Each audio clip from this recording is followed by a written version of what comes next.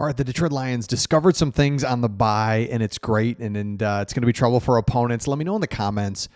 Halloween's here. What do you, if you dress up, what are you going to dress up as? I'm just curious as an adult, some funny ones out there. Let me know if you got plans to do something, what you might dress up as. Okay, here it is. Bye week, so that allows coaches to go back, self-scout, all that stuff, and we got some really good insight today. Offensive coordinator said that he has to get Jameson Williams more involved. And I think we all know what's going on is JMO just goes straight, in general, right? Not every play, but he is just clearing out. Teams are playing too high safeties. They can't give up the big play to us, not only to him, but to Jahmyr Gibbs. They just don't want to give up big plays. They still are. But JMO runs that just fly route in St. Brown works in behind it, and Goff's so good. And it's just like, dang, sorry, JMO. Like, it's just how you feel, right? It's like, I'm sorry, man, but you just keep pushing them back, and we're going to run underneath it and just be very successful. So until they stop doing that, it's just hard to stop what we're doing. But our offensive coordinator addressed that exactly. He said, we got to create how to get him open, because there's a lot, especially on third down, they're doubling St. Brown. They're doubling him. There's a lot of stuff going on. So I have to be creative. I have to go in the archives and get these guys open. So he said that he went back and watched every single third down of last year. So remember, first of all, our offensive coordinator is nuts. John Gruden said he knows John Morton and said he's absolutely crazy, stays up late, gets up early, all this crazy stuff. So he watched every single third down.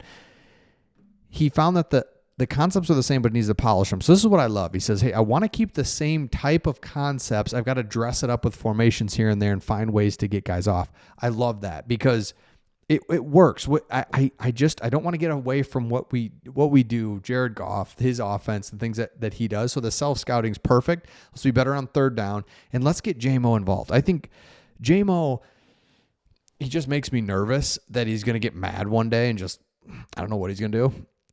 Let's get him involved. We really need to, because he's a great player. And I don't want him to be mad. I don't want him to be mad. I want him to be happy. I want him to be happy and keep playing hard. And that's the thing. He's blocking well. He's doing all the things. But there is no question he's not getting the ball. And that's what it's time, because I think we all see that there is going to be ebbs and flows with our offense, whether it's like, Sam Laporta, it's been 4 games and he hasn't scored a touchdown, or it's going to be David Montgomery. We see that at the end of the day, we have 6 awesome players and you can only get 4 of them involved in a given game. And sometimes that overlaps, and now you're 4 games in and it's like, man, David Montgomery's not playing that much, when he was just, playing, getting his touch, throwing a touchdown pass. So, but it's just due for JMO to get in there. So I'd love for us to find a way to get him underneath without doing a forced end around or something like that. So love to see that's being addressed. Going to be just fine there. Other thing that I think is interesting is our defense, third and long. It's a problem that persists. The defense has allowed conversions on 21 of third and longs, 11 or more. That ranks 25th in the league. He went to Deshae Townsend and he said, looked at a couple different things, and we got to be a little bit better. So one thing that I love that we're doing, 2 things. We play man. And so when you play man, they want to do crosses and rubs and different things, but we have our safeties crashing down and taking that away. The other thing that we keep talking about is against mobile quarterbacks, because we played Patrick Mahomes, Baker Mayfield. Now we're going to play J.J. McCarthy, where we have to find a way to limit that mobile quarterback. And we have struggled with this in the past because we're playing man defense and we turn our backs and we don't want to play a spy. Now what we do is we play a spy that just waits a split second, kind of any crossers or whatever. He's kind of hitting those, but then he comes in immediately. And he's not going to wait around and be like, I don't know, what are you going to do? It's like, no, I got to go in, force the issue a little bit, and I can't miss the tackle, but I got to be ready. So that's that's awesome as well. So I think those changes are going to really make the defense good, and we got a great opportunity to beat a divisional opponent that's just, oh man, they're tough, but let's go. We'll get to more of that in just a second. The other thing is The injury report is very favorable for the Lions. Let's look at it here. Craig Reynolds, no practice. Okay, no problem. Kirby Joseph still out with the knee, but let's go down here. Limited practice. Vaki starts coming in. Malcolm Rodriguez starts practicing a little bit. And then, let me go back all the way up to Muhammad, full practice. Maybe I missed that somewhere. Hold on. Here we go, full practice. Taylor Decker, Muhammad. They're also talking about Hassanin coming back.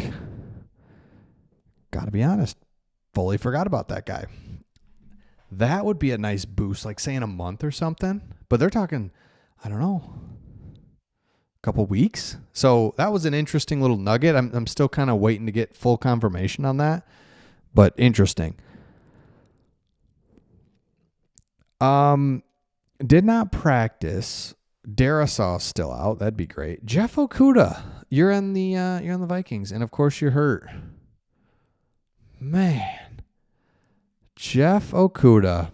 That is a name I just didn't expect to see. There he is. What is up, man? Okay, limited practice. So they've got guys kind of full practice, good to go. So, dang it, animal. Van Ginkel, animal. Look, they got great players, but here's the thing: is like I think Jared Goff has scored 30 points or more in 4 straight games against the Minnesota Vikings. He's a veteran quarterback. He understands what they're doing. Their whole thing is trying to disguise and get real weird, and he just sees it. He just does. And so when we have the other thing too, when they have all those guys up in the line of scrimmage, you just need to get past that. They don't have layers to their defense. They just have one wall, if you will. And so if Jahmyr Gibbs can break through that, we see him do it. 3 touchdowns? I think he had 5 total touchdowns last year against them. St. Brown, same thing, right? So it's just high risk, high reward type thing for them. Same for us. High risk, there's going to be stuff. Goff's got to stay upright.